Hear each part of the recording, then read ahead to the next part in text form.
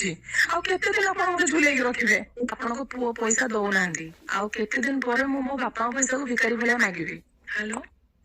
Hello आ वर्षा कहतली हाँ कह मु कहली आम मैटरटा आपण छिड़ेबे से कहउछंती मो बापा छिड़ेबे तो मैटरटा केते दिन परे छिड़ेबे मते सेटा टिके जणैले। आपण मते कहले 2 मास परे मु पैसा दे देबी तू जा तापर आपण को पुओ पैसा दउनांदी आउ केते दिन परे मो बापा पैसा को भिकारी भलिया मागिबी।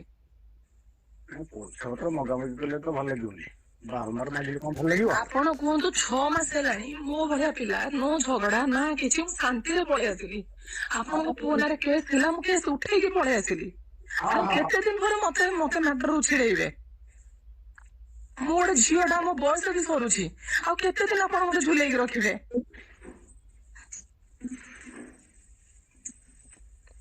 केस चलिबो लोक जानिबे आपण भल लागिबो आपण निजे कहंतु केस चलिबो लोक जानिबे टाही टपरा करिवे सत कथा जानिबे जे प्रकार एमदी लफड़ा जोगु झियो छाडिला आपण निजे मुंड टेकी चली परिबे जदि मु केस करबी।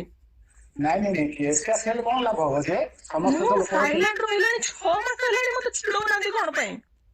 की छिड़े हो हां मते कहछन हो आपा आसी कथा हेबे हाँ बा तुम बापा को डाको अरे दिजन आमे तो कथा हेले कोर्ट रे बसिले सब मैटर छिडिले एडवोकेट बसिले आपण पुनी दिजन बसी कोन कथा छिडिबे हम तो जहा कथा छिडिबो कोर्ट रे छिडिबो।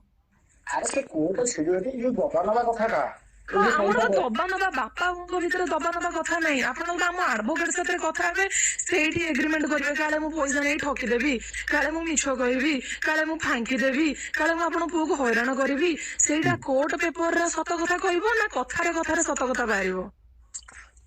कोर्ट हम बहुत लोग बाहर कौन कोर्ट करता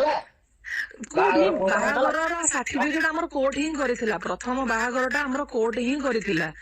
ଆମ ବାହାଘରକୁ ଭଦ୍ର ଲୋକ ବି କେହି ଆସିକି କରିନଥିଲେ ମୋ ବାପା ବସି କରିଥିଲେ ଆପଣ ଆସିକି ଆଡଭୋକେଟ ହାତରେ ବସିକି କଥା ହଉନାହାନ୍ତି ମୋ ବାପା ବସିଥିବେ ଆଡଭୋକେଟ ବସିଥିବେ ଆପଣ ବସିଥିବେ ପରଫେକ୍ଟ ନିୟମରେ କଥା ବାହାରିବ ଆଉ ମନ ଇଚ୍ଛା ଆମେ କଥା ବାହାର କଲେ କିଛି ତ ଲାଭ ନାହିଁ ନା